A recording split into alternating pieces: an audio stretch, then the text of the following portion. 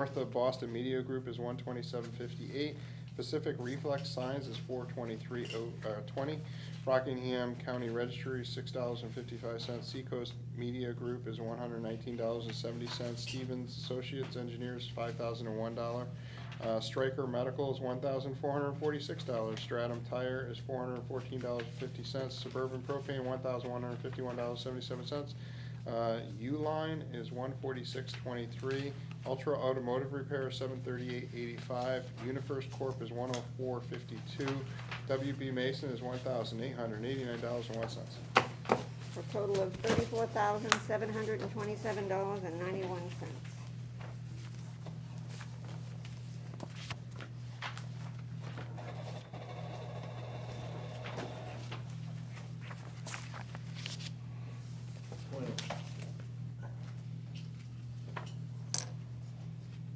Thank you.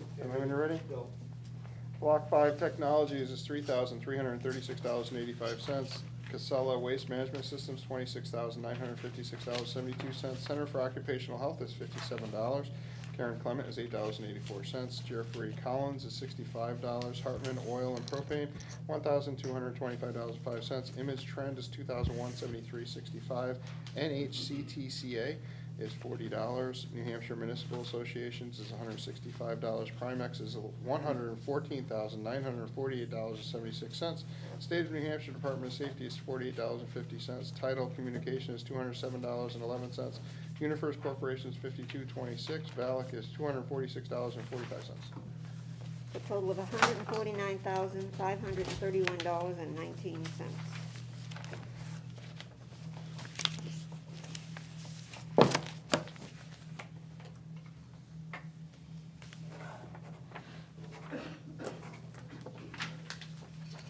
We have 4 rec checks and 1 rec deposit.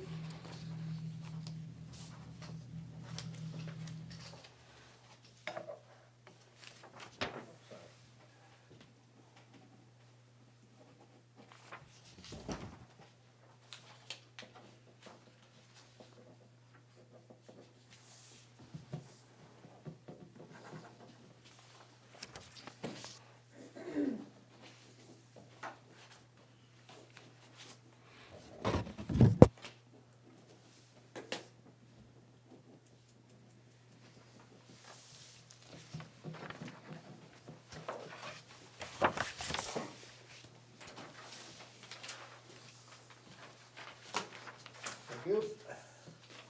Thank you. There's another clip over here, Scott, too. I mean, we, I'm good. Jonathan? Sean. Scott just popped up on my screen. There's another clip. Good to hear you. It's a mask mumble.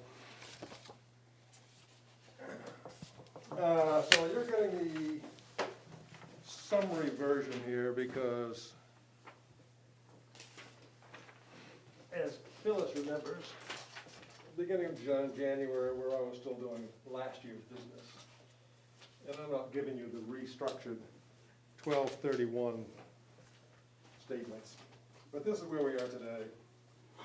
The big deposit numbers last couple of weeks are catching up on last year's stuff. So we're good to go for 21 now. Perfect. Okay. Thank you, sir. Thank you, John.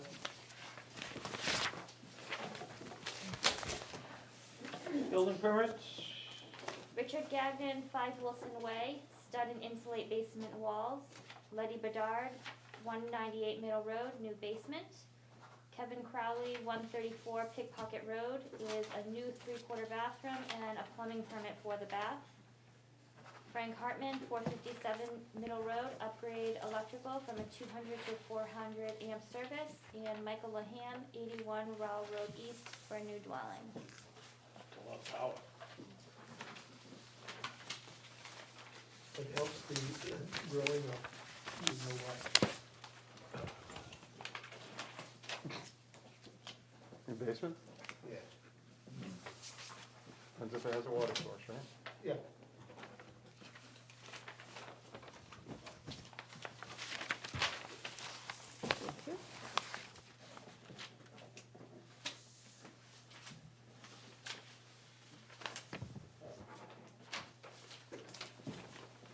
Wendy's, 457?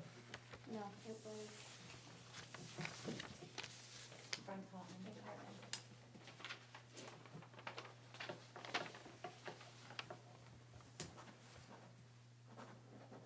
Number's 5,000. Four, I don't know, 409?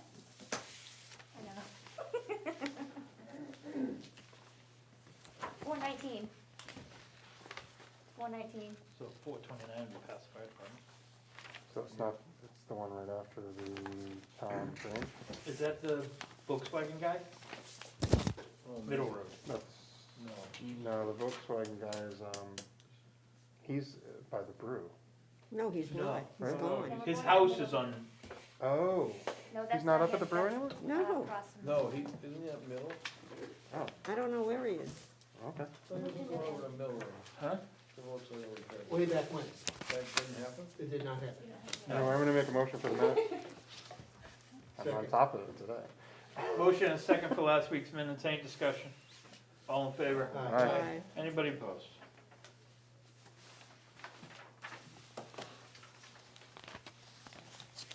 Slide them all in here. We have a new addition at the table, everybody can welcome Sarah.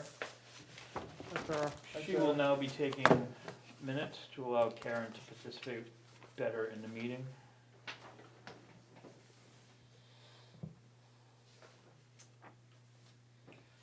Do you want to open the public hearing, or? Chief, are you ready for, He's not here. Do we have to leave it open for a half hour or so? Do you want to do Yes. a couple of notes with the chief before I go through guys? sure, It's really You don't wanna open them, just these first two. don't we have to leave the public hearing open for 30 minutes at least? So we do it But now. it's- Why don't we do that now and then it's open, right? Yeah. That's your is script. there anybody here to speak? Wait, 'cause we're gonna go over. We'll do a couple notes and then we'll do, because once Glenn starts talking, he never stops. I know. I'm talking? You didn't know that? Quiet, Glenn. Yes, you are. Chief, I guess we got a couple notes for you while we're waiting, so if you wanna take the hot seat. Sure.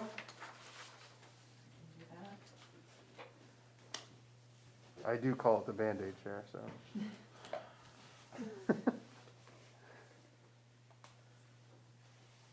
The top one, we can, public's okay? Yep. So, Yes, sir. Chief, you wanna talk about Deputy Abel and Dax? Yes, I had a conversation with Deputy Abel earlier this week. They're looking to potentially put in a canine program at the sheriff's department. And we do have a contract. I know initially in the contract, the amount is different. He mentioned, offered $1,000 for the canine equipment that we have here. And explained the depreciation of the equipment and the fact that, you know, when you're purchasing new vehicles, most likely it won't fit, the equipment that we have right now won't fit in a newer model. So I agreed to present that to the board as far as the equipment for $1,000, and then I believe it's $2,500 to put the dog into service, which is already part of the contract, Has he paid us back for the kennel? not to my knowledge. The Yeah, kennel sure. was a donation, so. Yeah, it was free. But we moved it just beforehand. It's still an asset, and it still has a value. Yes. So, we wouldn't be able to use the equipment we have now, the cage and that, Correct. does that include the electronics for, no?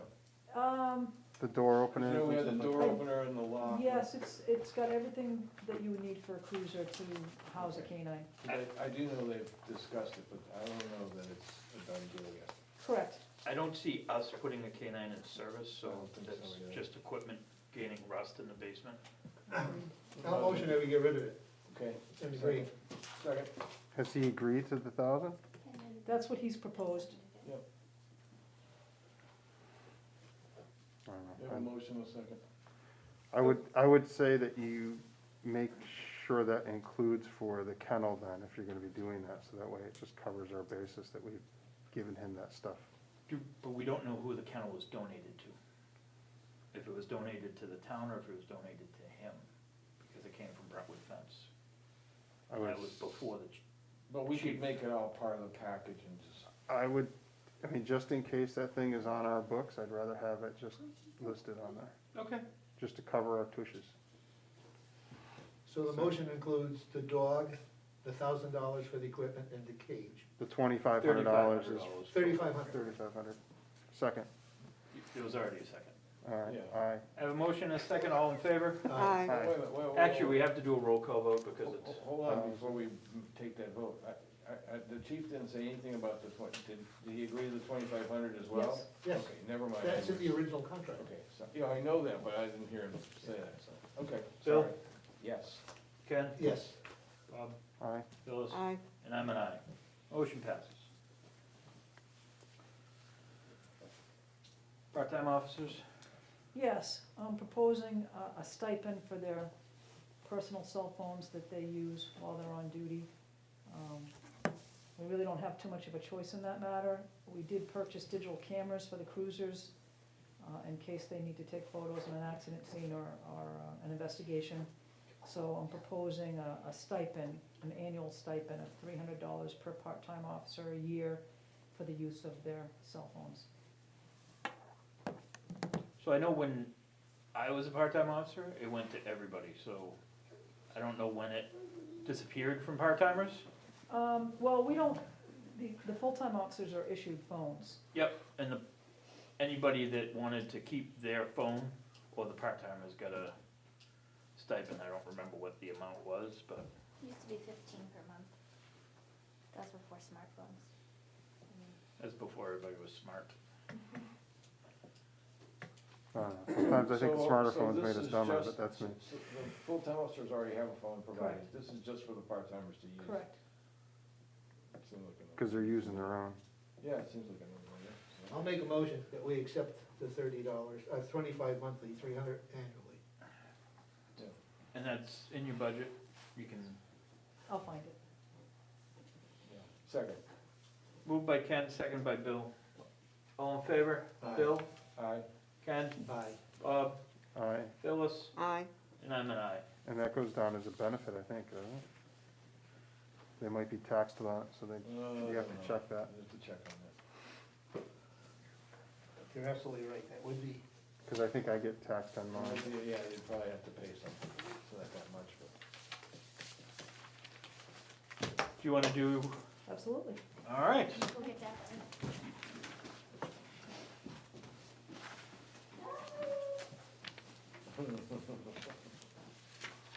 Daphne's coming down to swear at people again. Yeah, if she can Swear on it. Swear on? Is that what it said? swear out. That's what it says. That's awesome. That's just a typo, right? Absolutely. Swear on? That's what it says on our thing, chief.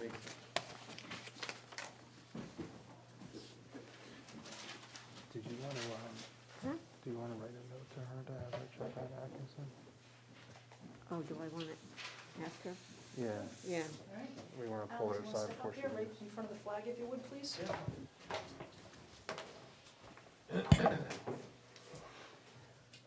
I'd like to welcome the newest officer of the Brentwood Police Department, Alex Hadosi. Alex comes to us from New Hampshire Marine Patrol with a part-time New Hampshire certification. Eventually, he aspires to be a full-time police officer. However, he is presently juggling being a full-time student at the University of New Hampshire, working towards his bachelor's degree in Homeland Security, and his duties being a 3-year member of the Army National Guard. He is originally from Austria and came to the United States when he was just 15 years old to live with his grandfather in Texas. He presently lives with his mom and his stepdad in Derry. He is bilingual in English and German. In addition, Officer Hodosi is a certified EMT and firefighter and works for the Chester Fire Department. In 2019, Officer Hodosi was awarded Probationary Member of the Year Award from the Chester Fire Department. In Alex's cover letter to me, he opened the letter saying, as an immigrant, his first contact with the police officer was a positive and a lasting one. He knew from that moment it was his career path. As innocent and benign as this statement is, it is a significant one. I have said before that the future of our profession and the security of our way of life rests with these young officers who aspire to this profession and the service it provides. It is in those simple moments that police officers make lasting impressions on the community and our youth, enough to impact a young person to go into this profession with all that is stacked against them. When there's a societal problem, it becomes a law enforcement's problem.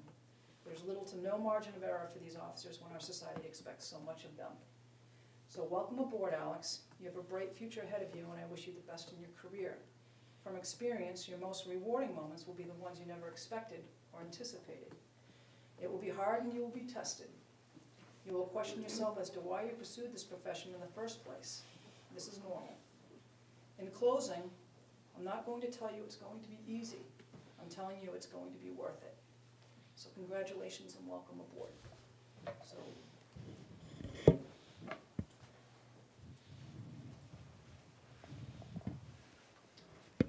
Raise your right hand.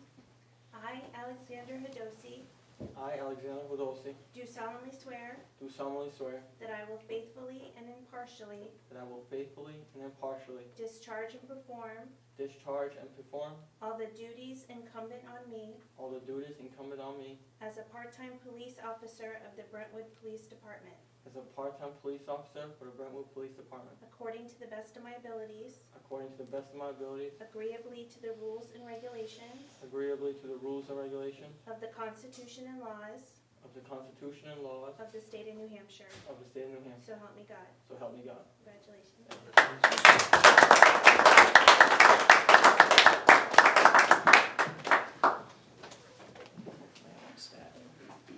That's a one lesson.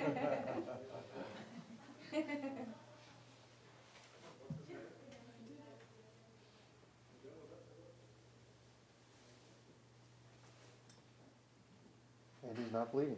Welcome aboard. So I would like to introduce you to the board. This is Phyllis Thompson, Hi. select person. Welcome. Bob Congratulations. Nice to meet you. Ken Christensen, Good evening. Go for you. Bill Faria. It's good that they have the masks off, because I see these officers, I don't know who they are. So now you know what we look like, here you go. We've got Andy Artemovich, she's our chairperson, and Bill Faria is our co-chair. And of course, you know Karen Clement and Sarah. So Welcome aboard. Welcome aboard. Thank you. Great to have you. Welcome aboard. Thank you. Nobody's All right. taking pictures? You I didn't? know, Oh. we had Kevin, but he's actually processing someone right now. so- Oh. I'll go get my phone. Actually, you know what, I got mine right here. Some pictures. That'd be awesome, thank you. You gotta behave yourself. Can you email that statement to Sarah? Absolutely. Thank you. So we'll take a picture and then, if your girlfriend can come up.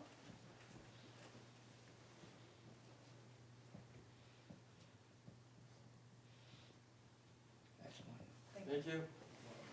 Would you like to come up?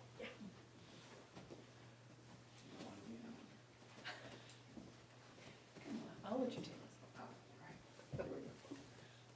This way, if something comes up, they can point the finger at me. Blame him. Come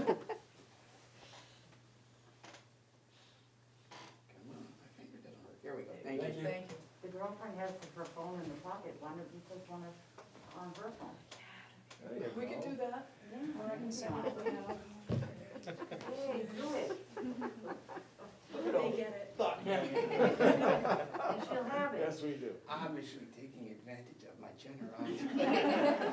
You don't have a choice. You're a victim of circumstance. There's so many stories that could come from this. Why we say it. Chief, I need to touch base with you for a second. Okay. We, yeah, we, Okay. oh, you'll ask her? Okay. Good idea.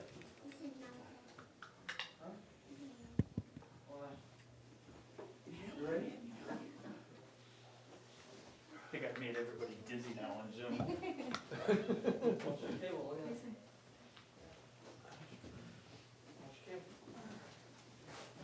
Hi, guys. All good. Bye. Bye. Congratulations. Congratulations, good luck.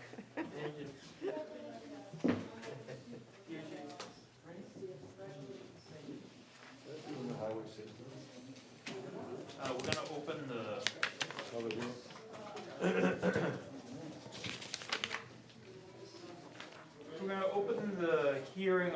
comprehensive public right-of-way regulations adoptions. We will now conduct a hearing on comprehensive set of regulations proposed by the board entitled Town of Brentwood Regulations for evacuations and management of town streets and public rights of way. Want me to go and look at it? Excavations, not If you know it, evacuations. You look on the street listing. I can do that. The purpose of the proposed regulations is to exercise the town's authority to manage its public rights of way in a non-discriminatory, completely neutral manner. The proposed regulations will, number one, regulate construction, excavation, and work within the town roads and public rights of way. Number two, require that persons or entities comply with a comprehensive application process before engaging in any such construction, excavations, or work within the town roads and public rights of way. And number three, impose various surety and permit requirements to protect the integrity of town roads and public rights of way in the future. I will not read the regulations out loud because they are lengthy, but copies have been made available at the town clerk's office, and a copy is here at the meeting.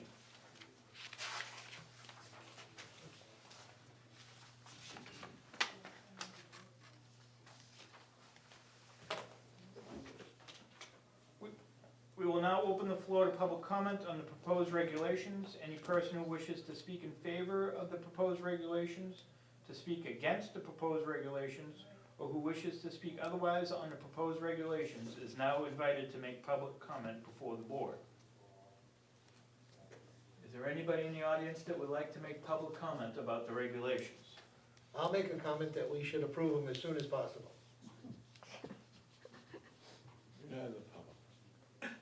I certainly am. What's wrong with this fella? I was trying to have a short meeting. We don't have that much on time. Oh, okay. There you go. That's an answer to your question. Are these public regulations that already exist that we're bringing on board, or are we creating our own?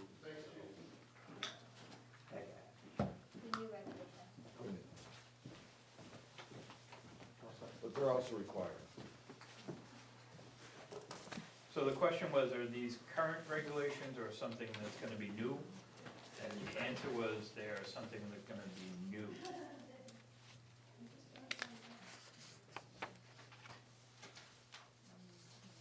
Thank you. Glenn, nothing? I mean, the town's always had the right to have control over their rights of way. This makes it very comprehensive, and it makes it understandable for somebody coming into town to understand what is required of them.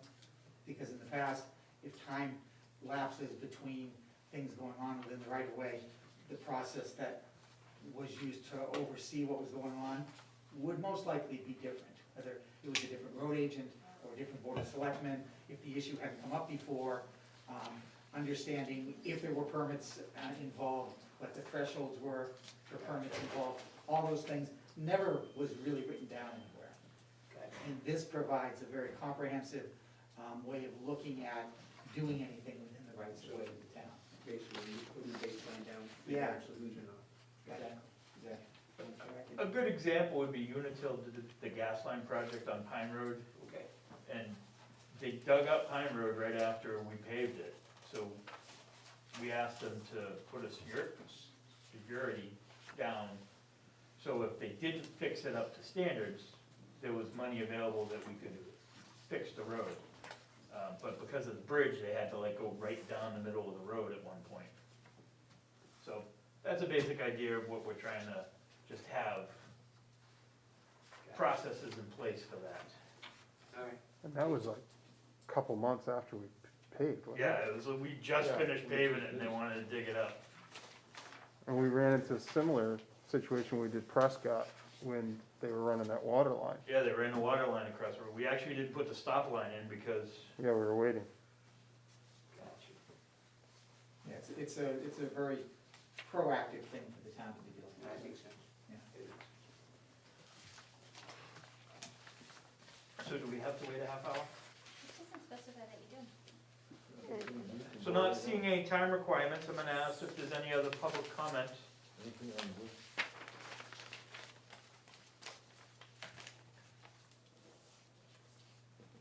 Hearing none, I'm gonna close the public meeting. If no one else wishes to speak, then public comment portion of this hearing is now officially closed. Is there a motion to adopt the Town of Brentwood regulations for excavations in the management of town streets and public rights-of-way? Yes, there is. Ken has moved it. Is there a Second. second? Second. Bob has seconded. All in favor by voice vote, Bill? Aye. Ken? Aye. Bob? Aye. Phyllis? Aye. And I'm an aye. Passes. Anybody that wishes to review any of this material will be on file at the town office building. I asked for a teleprompter, but I didn't get one, so I just had to read it off the paper. There you go, that works. He's looking at mine, teleprompter. Then I figured Karen could just hold it if I needed to. We're gonna go back to microfiche Yes. with the little slide projector. So let's finish notes. 2021 IRS mileage rate is 56 cents. We currently would pay 54. Do we want to make it even? Yes. I I would take that as say a motion. second, go with the Motion federal guidelines. And a second. Ken and Bob. Motion by Ken, second by Bob. Bill? Yes. Ken? Yes. Bob? Yes, Phyllis? Yes. And I'm an aye. Motion passes. In your packet has two advisory warrant articles that we're looking at putting forth to the voters. Advisory warrant article number 1 says currently the town pays more per ton to recycle than the price per ton to dispose of trash and refuse. The town currently pays $69.95 per ton to dispose of trash, refuse, an average of $125 per ton for recycling. This calculates to 56% more than trash disposal costs. The town expends approximately $480,000 per year on trash collection, disposal, and recycling. At the current rates, and if the cost to recycle increases over time, do you want to continue to sponsor a recycling program? The idea of this board was to see if that was a way we could cut some costs in town, or if people wanted to stay with a recycling program. Do I have a motion to accept this as written? motion. I make the motion as written. I'll second it, that's fine. Motion by Phyllis, seconded by Bob. Any discussion? All in favor, Bill? Aye. Ken? Aye. Aye. Bob? Phyllis? Aye. And I'm an aye. Second advisory. Do you want to form a subcommittee to evaluate the benefits and costs to the town to continue to sponsor a recycling program? I think that's a waste of time, but that's my opinion. And I agree with your opinion. Oh, thank you. Bob, do you have an opinion? I think that would be, I think we would end up doing that basically, well, if everyone, depends on how it goes on the advisory vote. Right. Well, And I mean, then we would basically ex- according to our contract with Southern New Hampshire, we really don't have a Sure. choice of recycling besides, Who Getting- does it, yes. right, besides getting rid of curbside and, We have a meeting in February, and I will get the most current numbers on the cost for recycling and the price that is being paid. Currently, the only thing they're accepting is number 1 plastic. For recycling? Well, I mean, they're accepting everything, but that's the only thing that's being paid for. Oh. it's the only thing they give cash for. I know glass was been out for a while. Yeah, everything. They don't do glass at all, huh? But, No. but, cans and, Number 1 plastic, that's it. So cardboards and all that other, we're paying to get rid of it just like we normally regular So will trash. they just dump it in the, will they just dump it all the rest of it? well, that's Better what off to happens. put it in your trash. Don't put it out to recycle. Yeah, or they're burning it, right? Well, See, this is more than just this is more than just a cost issue. I know it costs the town $480,000 approximately. But it's more than just a cost issue to a lot of people in town. To a lot of people in town, this is an effort to try and recapture some of the trash that we have and to reuse it. And I think it's. But they're I not think it's a- using it, it's so a- what good is it? Maybe, Do maybe we know where 5 it years. goes, Ken, if they're not buying it? Does- Landfill. It goes in So the- we're putting it back to So where you're we're, better off not even to recycle. so put it in the trash, otherwise we're basically paying for it twice, and that's why you're seeing a 56% Yeah, increase. that's- I'm only taking 4% for my plastics, and the rest is being shipped twice, I'm paying for the double handling. That's probably why there's such a markup of Yeah. $70 to Oh, $125. yeah, that's a lot. I'm almost tempted to say we should just, we can't cancel the recycling program yet, though, can we? Well, you could get rid of the recycling program, but it's not a one-for-one savings. You would increase your Trash. collection costs because they'd be. Yeah, but having it'd more still be trucks and substantially more- less than what Yes, we're it paying. would be. But I'm gonna Contractually, we're not obligated to keep the recycling program. No, it would just be renegotiating some terms with Casella and how they would offset. Maybe we ought to look into that. Well, the So we're town- gonna bring that up at town meeting? The town meeting, yeah, that's the appropriate place to have Yeah, the citizens decide. but I didn't know that that's all they were doing. That's all they're taking right now. Jesus. Of course, things could change. The last meeting we had was in October, so I'm reciting what I know from October. Yeah. Is it inappropriate for me to ask a question? No. Is it absolutely true that everything that doesn't, if it's not plastic, it all gets just sent to a landfill? Yeah, there's nothing else that you can do with it. None of it gets burned, it all goes No, because we no longer go to Haverhill, we all go to turnkey? Turnkey up in Rochester. And Kensington is part of the program. They are a member. So Kim Leo also had a comment that she would like to keep our options open because of the environment and if and when we make a decision, if we can look at other facilities. Well, I think, Right now, Kim, the problem is our contract with our provider is for certain facilities, so that will have to be looked at our next that's correct. contract. And that's 3 years away. That's through the district, that's separate from. the Right. contract. But that'll be part of the discussion at town meeting. Yeah. So just to clarify, that is not something, that's a district-wide negotiation? Is that the board you're on? That, we're talking about recycles, that's, Okay. they negotiate the price. And because it is a consortium, there is a reduced price. Without being a member of this board, you can add another 30% to the cost of recycling. Okay. So people could still recycle, they would just have to take that burden on themselves. Yeah. Well, I think there's gonna be tremendous pushback at the town meeting.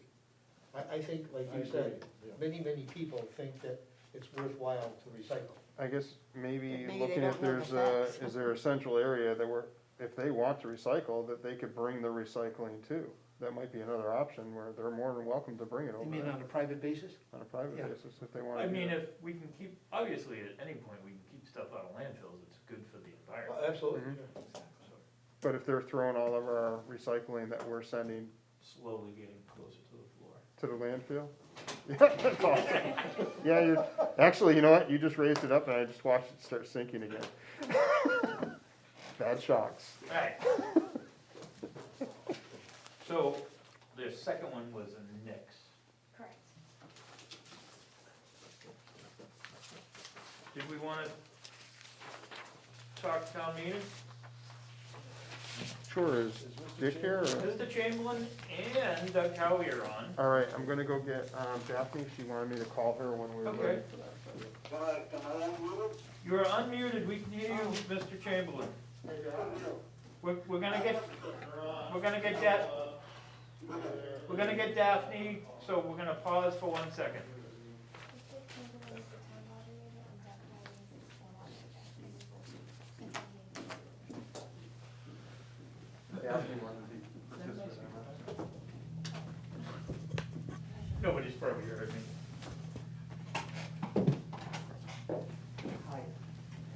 How come that's red, not green? You want this one? No, I probably shut it off. Or I lost connection.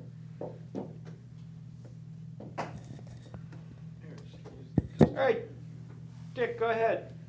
Okay, well, hello, everybody.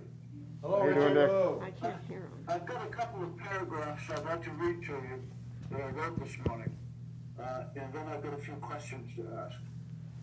Last March, Bob, as the select board chair and I as town moderator, received a combined 45 to 50 emails and phone calls prior to our March 14th town meeting. These were either passionately asking that I postpone the meeting, or passionately asking that I make the decision to go ahead with the meeting. I talked to all of you, the select board members. I participated in my weekly Zoom session with 130 New Hampshire town moderators, led by the Attorney General's office and Secretary of State, and finally talked with our lawyer. And I made the decision to go ahead with the March 14th meeting. There were around 175 registered voters who attended, and to the best of our knowledge, no one caught COVID. But we were very, very lucky. We could not have done it a week later. Okay, that was last year. In addition, this year, Brentwood and the state of New Hampshire did very well, wonderfully, with our in-person primary and presidential elections. We prepared an alternative for registered voters who would not wear masks, and between the two elections, we only had a total of 5 or 6 folk who preferred to vote in their vehicles. Today, January 12th, we are living in a very different COVID world than we were last March. And yesterday, right here in Brentwood, we had 12 active people with the virus out of 123 positives, and that number is increasing daily. So my questions, first of all, what are you as a board presently thinking related to in-person election in March, and in-person or virtual Zoom town meeting in March? What's your current thinking?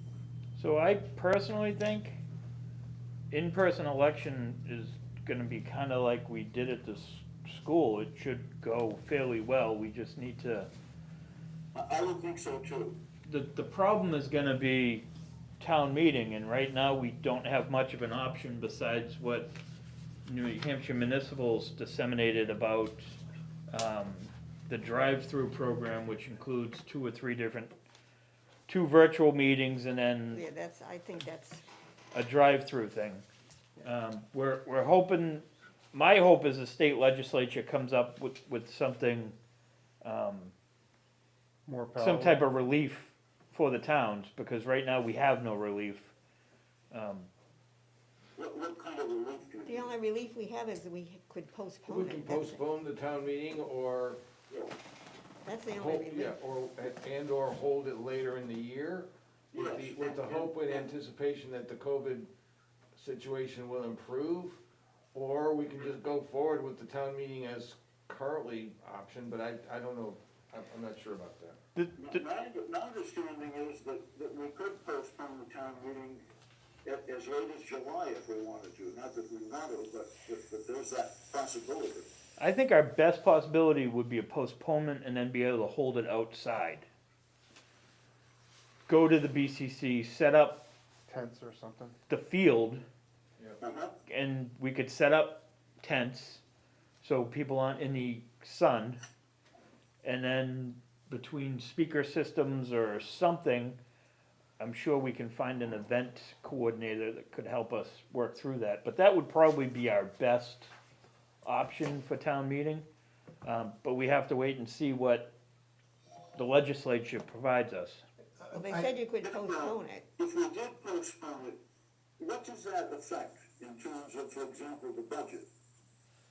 The budget has to be spent at the current levels, so This year's budget, right? no, there would be no pay raises or anything like that until After town meeting. after town meeting, so. Well, That's I would what concur thought with- read, that we'd have to do it that way. Now, what's the options for the Oh. Zoom? Oh, you don't wanna even, Oh, you didn't read God. this, that's ridiculous. 2 virtual. Ken had a question. Okay, I would agree with your statement about holding it outside, but I'm leaning to think that we should wait until at least March 1st and see what the legislature and the Secretary of State has to say. Because I know after we canceled the voting that one year, we had trouble, we had to get it reinstated, the votes, et cetera. So I'm gonna wait until Mr. Bill Gardner makes up his mind before I make up mine. Right, no, I Well, agree he with already that. says We that we have to can print the postpone votes, it. They I already don't- say we I can don't- postpone I don't know it. if this is correct or not, but my understanding was that the legislature was going to address this very issue in the very near future. That's right. Sometime before March, sometime in the next couple of weeks, Right. is what I understood. And then we'll give each of the towns the option of either postponing and rescheduling or doing the Zoom thing, which I think is very complicated. I think what Andy suggested is that our best option at this point would be to have the meeting when the weather's a little warmer and we could be outside in a sort of a comfortable fashion, because we don't know how long that meeting will last. And we want everybody to be safe, and we want everybody to be able to attend. And I don't think we could hold that meeting until, probably the earliest would be April, and I would think we'd more lean towards May. The problem is that if we do that, and we postpone it until May, everything kind of gets pushed back, like everybody has to function on last year's budget. That's correct. And I don't know that we had too many increases anyways, I think we could probably survive that, and then we could probably, Retroactive. retroactively give the money. So, Um, again, based on what happens at town meeting, so. I'm just wondering, like, I mean, I agree that I think putting it outside would be awesome, it just depends on what that financially would look like. Plus, I believe the governor's order only went to the 15th, so he has to address it anyway, soon. Yep. So if we pause for a couple weeks, I think we pause. I think either way, at this point, I don't think we could safely have an indoor town meeting in March. Right. The transmittal rate is not gonna go down between now and March enough Right. that you could safely put 200 people in an elementary school gymnasium and call it good, whether the executive order expires or not. What about the printing of the books? Do we have to do that by a certain time, or can we, because how's that work? Do we put the date in the books that we're having the meeting? The or- books has to be available by the Tuesday before the vote. So Okay. the way that the guidance is reading is that everything needs to be prepared from the first day of the first virtual hearing. If we opt for that. If you're gonna elect House Bill 1129, Oh, you have to make a you don't decision wanna- tonight. You don't because- wanna. I would like to make a motion that we not adopt HB 1129, I think that's way. Don't adopt that. I That's, don't think so. that's gonna be wicked costs for the town. They're gonna have to mail everybody a letter. Right, it'll probably be about $5,000 Yeah, between the I- postage, I the bills, don't the think we should ballots. adopt So that. I made a motion to not adopt HB 1129. Second. I'll second it. I think adopting that would be not only complicated, but also expensive. And I think a better option for us would be to postpone the town meeting if that's an option available to us and have it in another venue. Now, what about the election? Does that postpone the election too, or does it? It does not. I think we can safely have an election. I think so I too. would think so. I think we can set it up. I mean, unfortunately, town election doesn't bring that many people. And there's nothing And as long as controversy, we- nothing controversial. As long as we can get enough volunteers that we can, people may have to wait outside a little longer before we let them in the building, but I think the last two presidential, between the primary and the presidential election, we did Daphne's team, Did an The- outstanding job. supervisor of the checklist, did an outstanding job of Right. getting people in safely, voting, keeping everything secure. But I don't think we need the school. I think we can do that at the BCC. Do you think we can? We'll just have to set things up a little differently. Yeah, I think we could use the BCC too. I don't think we'll be eating upstairs. I don't think we'll have, the selectmen's table probably should be where the bake sale is, but, I think we could safely do it. We just have to limit the amount of people we let in at a time. Right. And if we have the volunteers, I think we can Move it safely and along. effectively do that.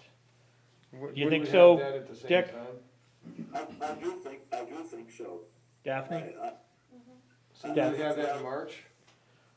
That would be the normal day in March. Normal, okay. The problem with that is, unlike the budget, everybody's term, people that are up for election, their terms expire. Yeah. So we'd have to swear them in once Right, we Like would they have to have a wait for- swearing-in ceremony for, Or they'd have to come in and see Daphne within the week. No, right. you have to You wait wouldn't until even that really have to do a Friday ceremony, after I don't the, think, just Yeah, like you could a do regular one-on-one that time. just, you have to wait so many days before you can swear them in. yeah, cause the term doesn't expire until, That Whatever. Friday or something. Well, Yeah. the town, actually, you do the election, and then the town meeting is an extension of the election. true. So technically, I think you'd find their terms wouldn't expire until the end of the town meeting. Well, that sounds reasonable. If we, I so think we, if you- if 'cause we it- extend the 'cause town it- meeting, you gotta hope that those people are still willing to serve. Well, no, if you have an election and new people are elected, they could come and get sworn in one-on-one with Daphne. I would check with the Secretary of State. Yeah, I would. Something we I don't know how that's gonna work.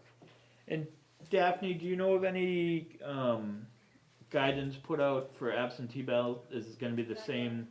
We don't know yet. So there's no, guidance yet on absentee ballots, but, There's a strong push for it going on, and I think it will be the same as we just went through. I would assume that that's what would happen as long as, if the governor's emergency order stays in effect, it'll be COVID concerns will be a valid reason for an absentee ballot. Well, last night, Channel 9 said But it you would be can't have it for the extended. town meeting, so. What was that, Ken? Last night on Channel 9, they did say that the governor was going to extend it. The mask, I don't know if he's gonna extend the whole thing. I don't know, they're just. I know the mask. he's Dick, gonna- I didn't hear your last comment. We had a couple people talking. It sounds as if the pre-working over of the absentee ballots will be extended. Okay. What did he say? I didn't hear. He says it sounds like they're gonna extend the order that COVID concerns is a legitimate reason to obtain an absentee ballot. And I think it would be great, if we can hold off the town meeting until, as was suggested, outdoors, later in the spring. Well, let's hope our state legislature agree and passes something that we can legally do that. Well, they've already done that. We They've have a already said- motion to not adopt HB 1129 in a second, so I think we need to move on that. So I have a motion and a second. Any discussion? A motion for what? Not to adopt. To reject. Virtual. Right, okay, I agree. Motion and a second. Bill? All right. Ken? Aye. Bob? Aye. Phyllis? Aye. And I'm an aye. Did the supervisors have anything they wanted to add to the discussion? You know, I'm in firm support of what you're agreeing to right now. I don't think that town meeting is a wise idea as far as having all those people cramped up in that one little space, considering all conditions of COVID and everything else. I don't know what it's, I Unfortunately, can't hear what he's saying. unfortunately, get to work with a group where we're getting higher numbers with our employees who are contracting COVID or coming up positive and asymptomatic, so you don't know who's gonna go off and through your door. And it could just end it right there for the town of Brentwood, and that's the last thing I want to be, is on one of those statistics. So the supervisors, the checklist agree that they like the way the Board of Selectmen are addressing this, and they're on board with our path. Daff, did you have anything else to add? No, All I right. think I'm good. Doug, did you have anything to add? I see you unmuted. Yes, first of all, I agree that it's going to be tough to hold a town or a school district meeting, either, online, video, and have a vote in a civil discussion and be able to legitimize it in any way, but I haven't talked to the school, the SAU, and I have no idea what their thinking is. If they were of a mindset to piggyback on the town's meeting and have a joint town school meeting, chapter one would be whichever, draw lots and see who goes first or something like that. And the town, it doesn't matter whose budget it is, it's still the town tax dollar that's being spent to do this stuff, so Would that be an option? I thank you for bringing that up, Doug, because I didn't even think of that, but that would make sense to, Have Try- one meeting instead of two. Doug said it would make sense to try to have one meeting to combine the school, if we can postpone and do an outside Well, venue. it says in that, Oh, yeah, because the the time school- schedule you're looking at right now, the school meeting is set, for the 5th. someone is, like, can March be right 5th. now, for the 5th Yeah. of March. Yep. We're talking about, well, we don't know until the 3rd or the 4th of March what the options are, and I have no idea what the SAU is up to. I don't think they know at this point. But isn't it up to the moderator to make the decision? No, because the Secretary of State has ruled the last time that the moderators cannot change the date. No. So our only option right now was that virtual thing until the legislature, Extends. the legislature makes it so that we can extend. Well, until it comes time to take a vote and extend funds, and then if it's a virtual thing, how the hell do you know? Pardon my frankness. Well, we already nixed the virtual thing, Doug, so that's not even on the table anymore. Well, Okay. for the town anyways, what the school board does is something different. Well, they've got to stay within the law, whatever it is. Right, but I do agree with you, it would be nice to have the school and the town meeting together. Yeah, that would help a lot. Cause I think the school's only looking at like 5 or 6 warrant articles, the budget. We're only looking at 4 or 5 warrant articles in the budget, so it'd be like a normal town meeting of 10 or 12 warrant articles, but it would be combined. Yeah, that's a good idea. Well, I still remember the last time we had a joint meeting. Different who goes first, we can have Wasn't good? chairman of the two boards flip a coin and make a call. The school board has an in-person hearing, an in-person meeting scheduled for, I think it's the 1st of The February. yeah, the first And, Tuesday. and they've allowed me to speak the last time, so I'm sure they'll let me speak to this issue as well, and I will suggest that when Well, I see it. I will go to that before mean, So, yeah. you'll because be I'm there. the school clerk, So so. we can, Okay, I didn't catch who that was. that was Bill. That was Bill, he's our representative to the school board, so he'll bring your suggestion to the school board at their next meeting. All right, and I intend to be talking with the principal and the chair, now that I've got a sense of what you guys want to do or want to try to do. And since the chair sits on the state legislative committee, I'm sure she'll have an idea of, Where we're And going. yes, Phil? Andy, I have to disagree with you because I printed off all the thing, and there's a question here. It says, "We have a traditional town meeting with our business session scheduled for mid-March, assuming large indoor gatherings, and it's an emergency, so the moderator can declare emergency, and we can postpone our meeting." Nothing to do with the 219.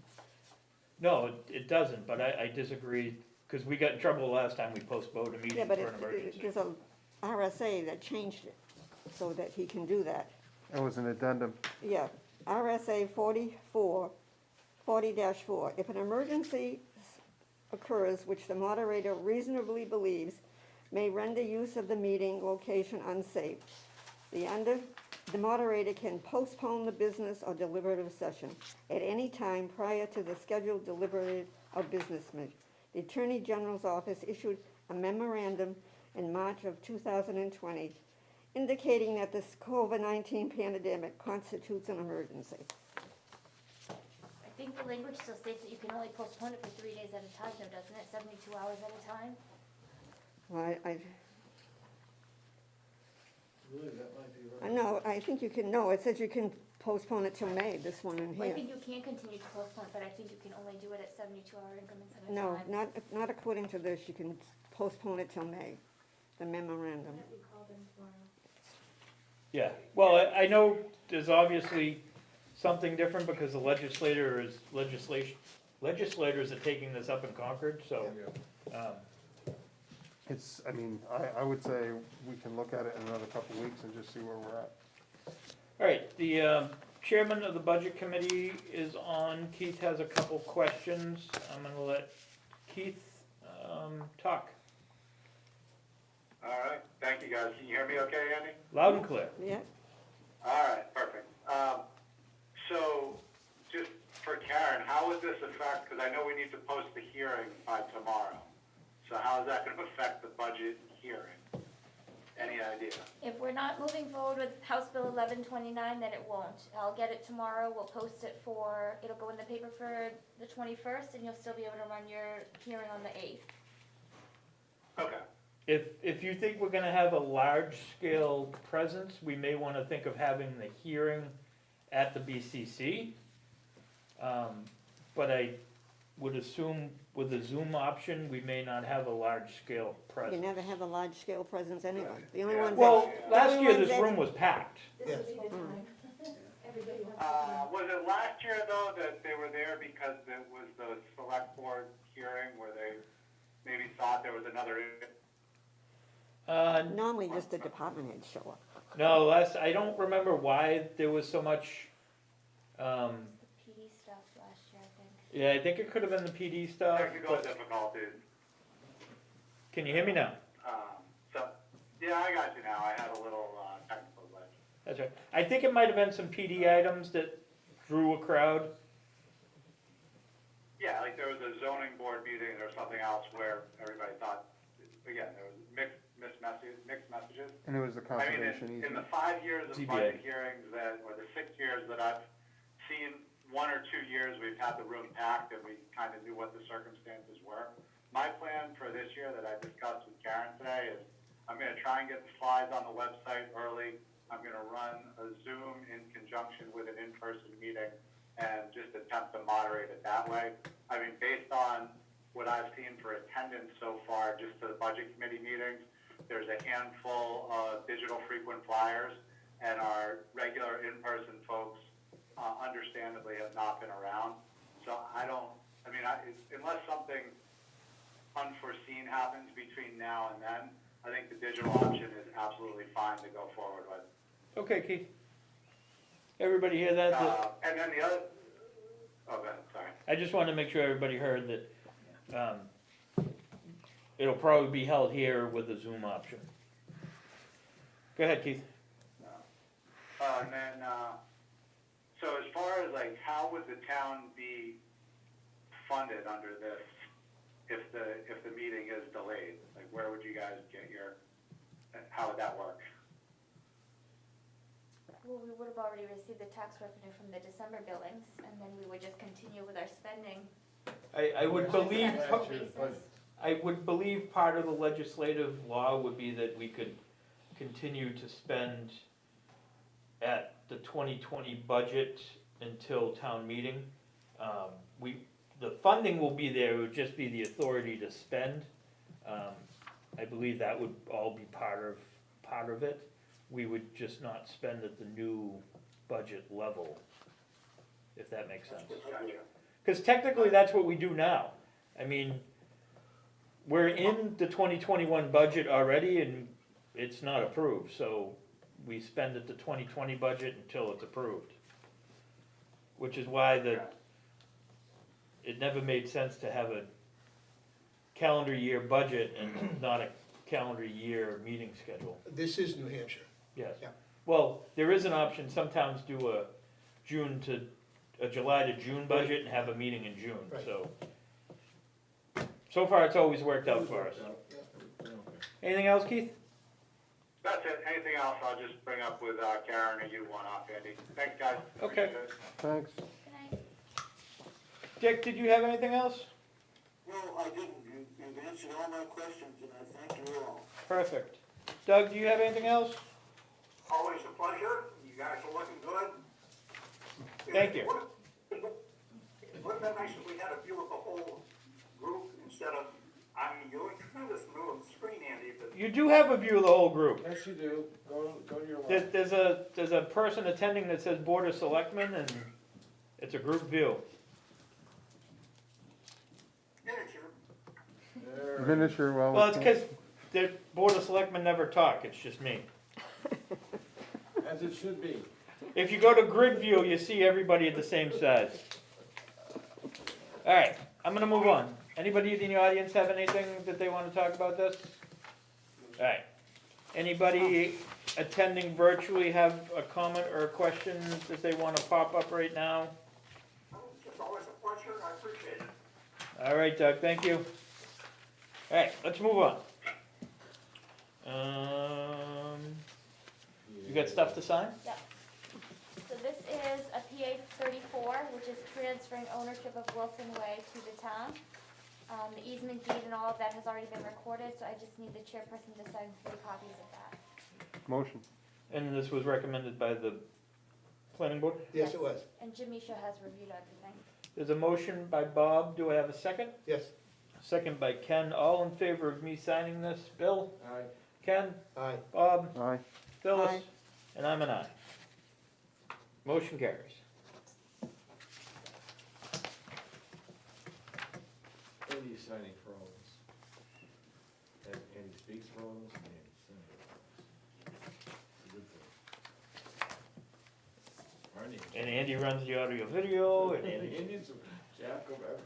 Wow. Andy's like a king. I do have a new speaker coming, a Zoom speaker. Oh. Keith had this cool Zoom speaker that he uses for his job and has been using at the budget committee.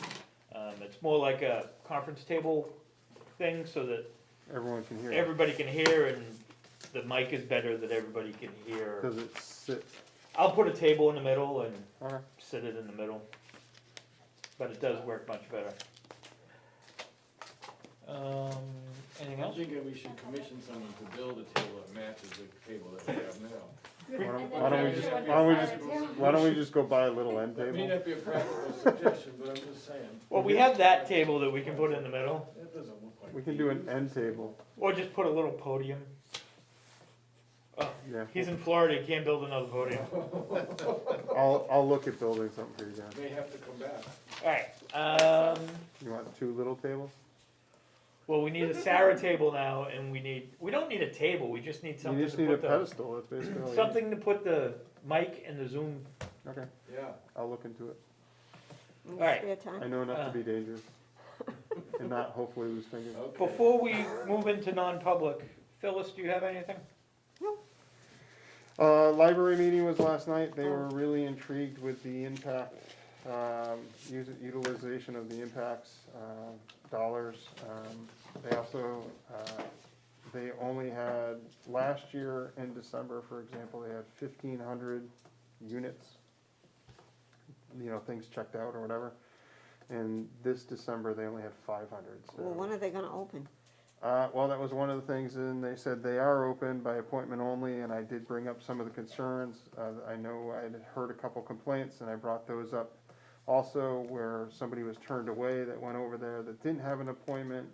One of the things that the library director said is, well, who was it? And I said, well, it doesn't really matter who it is, it's a complaint that came for us. Right. And then she basically knew what it was. She started saying, well, I know which situation that was. Well, then why are you asking me who it is? Because you know.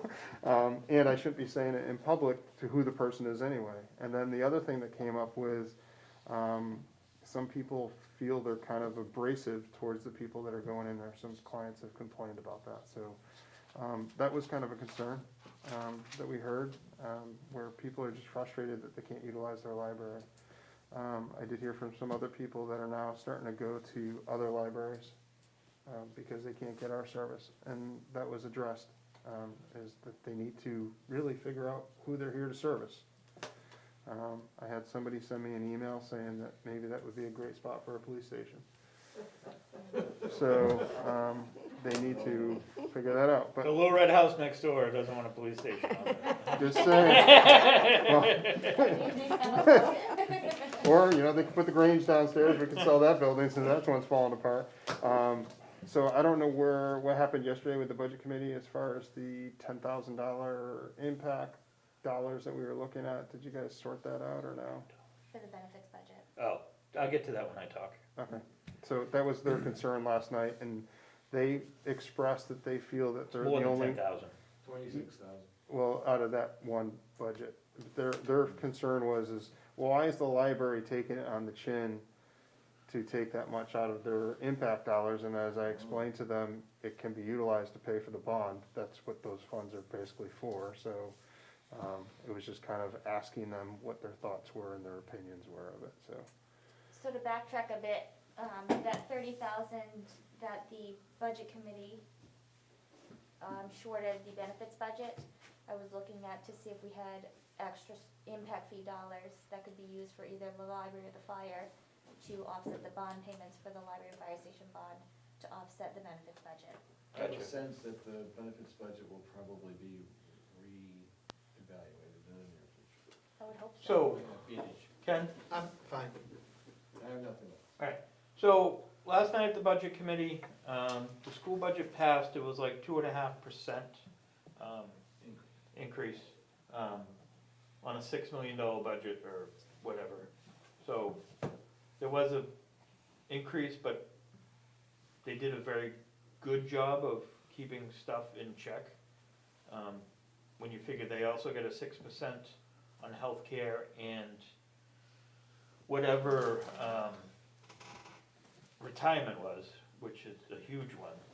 Yeah, because they had three people going out, so. There was also a discussion about returning the cafeteria back to local control. Some of the accounting doesn't make sense. The SAU says that we're not supposed to pay more than $106,000 a year for cafeteria services, but somehow in the 2019-2020 school year, we paid $126,000. That's because we have a county manager over there that doesn't know how to use a calculator. I've So, had that discussion with fuzzy math over there. There was a needs some help. move to put $19,000 more into their budget to help them hire a food service manager and bring it back locally, which failed. But it was suggested that they bring it forth in a warrant article. So, the school board will take that up at their next meeting and decide whether they wanna try to continue that. But they think they can do it, for $25,000 more and bring it back. I found 6 in their budget that they didn't know about, that the SAU had in the line item that cost them the 26,000 more than they knew last time. So, and then Ms. Faria was gonna make a motion to reopen the benefits budget, but it was 9:20, and there was 2 members remote, so we decided that we would take that up at our next meeting. Her plan is to put back, or make a motion to open the budget. If that passes, her plan is to put back, she didn't say she was gonna totally refund it, but we'll see. And I think if she votes, we'll have enough votes to pass the budget. But she also asked for the police chief to be there to open the police budget and look at different items in the police budget and maybe take some or most of that 30,000 out of the police budget, so. Okay. I guess we can look at doing the bonds too. I mean, if we have, how much money do they have in impact for the library? I think there's, about 30,000 in there. To do what? Put it towards the bond. Well, I mean, that's 10,000 something we can look at down towards the future, and if we can't control what the budget committee cuts, all we can do is control what we ask town meeting for. And that's what we'll do, we'll roll the dices and see where it falls, and, I say go straight to the town meeting. I think, I don't know, I would assume that, we can stir up enough support for the police department, but I don't know. And there may be some stuff in there. There are some things there that could be looked at. I mean, the way I look at it is if the impact dollars are there, we should be offsetting the bond like we did to the fire department. We still have a bond for the library, and that was one thing I explained to them yesterday too, is if that impact dollars is there, that we can utilize it towards it, and we can actually cut back on some of our I don't, tax burden, I think it's a win-win. I don't know if we can take library money. From the impact dollars, we can. What's in the impact fee account? It's an impact fee. But if, I don't think we'll have to.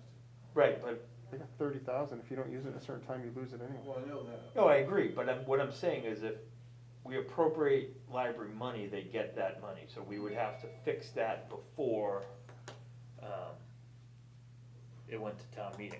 Because once the town appropriates money for the library, That's it. it's gotta go to the library. Right. So You understand what I'm We'd saying? have to reduce their budget in order to shift that money over there to offset another budget. In fact, $3 isn't appropriated at town meeting. It's not appropriated, but we'd have to lower their budget because we have it in their budget right now But for that's- the bond. No, that's in the debt service budget. Oh, so we wouldn't have to do anything with the library budget then? No. We would just be moving it off of debt services. How much longer do we have on that bond? I think 10 more years, I'd have to double check on the bond schedule.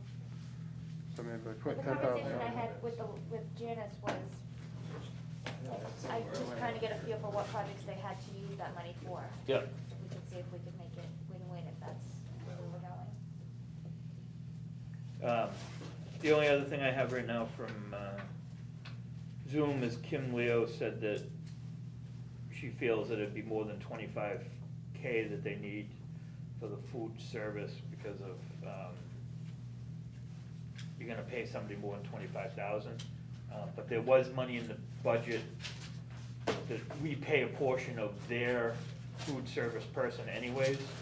So that's why we wanted the extra 20, that's why the school wanted the extra 25, because the money we already have set aside would offset the 25 and make it whole. Well, the other thing you're doing too is they also have a factor in there for administrative overhead on that too. Right. So let's say that's 10%, well, that's 10, that's 10 grand. There's an administrative calculation that's in there. I know they'll probably say no, and then that's where I have to have a sit down with their business manager and teach her how to use a The calculator. bottom line is that the school should not be losing money on the school lunch program. No, and we have less students, right? So our student Less population students. there was We at have- 425, we have less students, we have a and federal now they're subsidy. down. We have less students, we have a federal subsidy, we own most of the equipment over there because they have to use, Well, they're not cooking there, so it doesn't matter. You own it or not, if you're not cooking, they're not using it, right, but they are using the. warmers and ovens. And the coolers and all that. And that blender that they spent $400 on. They don't have the subsidy for all free lunches? Not total subsidy. No, not anymore, that ran out, that was just for the summer, I guess. Barrington has it for every student No, in the they have district a through the federal end of subsidy June. for the school lunch program, because they were, right, they're not doing it. But they now, still right? spend the money. I don't know, they're still charging $2.90 something for lunch. It was on just under $3, but. We're in school. But they're Yeah, not doing our kids are at lunches school, there. too. Yeah, but they're not doing lunches there. Well, they're eating, they're just not making. Yeah, they're not making lunch, that's it. Dang. Anybody have any more public comment out there? I think she's done. You look like you're ready. She's ready to go, she's cold. I thought she was doing the, That's, that's my new trick to have shorter meetings is Kind of saying, geez, did he already go into executive session and we're still here? have the meat locker effect. I saw her doing the bless me now, Father, I have sinned. She started doing our fathers and Hail Marys. All right, Hey, Andy, that food service presentation was as confusing of a budget as I can ever remember discussing. So, I mean, I have no idea what's gonna ultimately happen with that. I agree. That thing's an absolute mess. And then speaking back towards like the benefits discussion from before, as one private citizen member of the budget committee, my hope is that if the committee is set to make a protest vote, which I ultimately believe that was, with the reasoning, I'd rather it come out of debt service or an inanimate budget rather than a budget that actually, affects people's lives with their benefits. But, I mean, we'll see. I personally don't think Liz is looking for $30K out of the police budget because her questions have all been around officer salaries and pay matrices. And, I mean, no matter how you do the math on that, that's not 30 grand. That's maybe 5 to 10. Right. But that's it. Sorry, I won't say anything else. That's okay, I'm not shutting you off.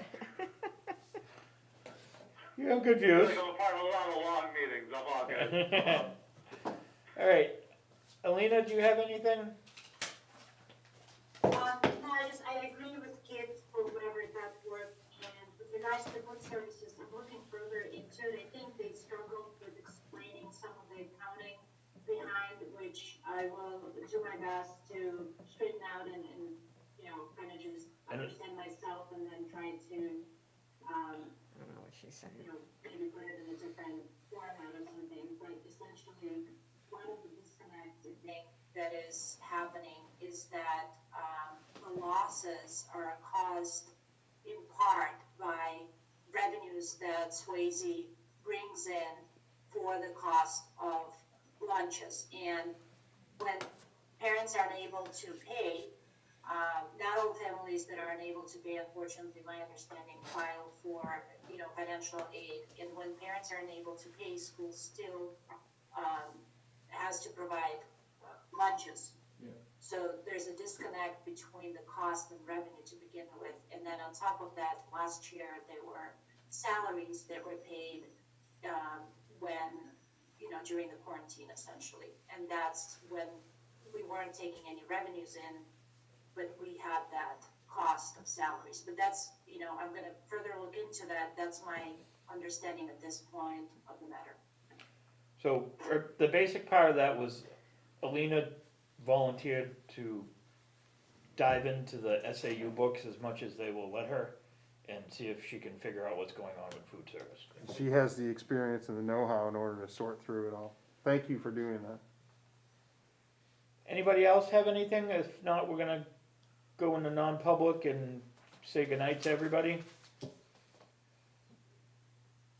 All right. Oh, Can I say something quickly? sure. And that is? This is Kim You guys Leo. had brought up the library budget, and I was there the other day, and I know you guys have a downstairs to it. I haven't really ever been able to see down there because there's no elevator, so they can't really open it during regular hours.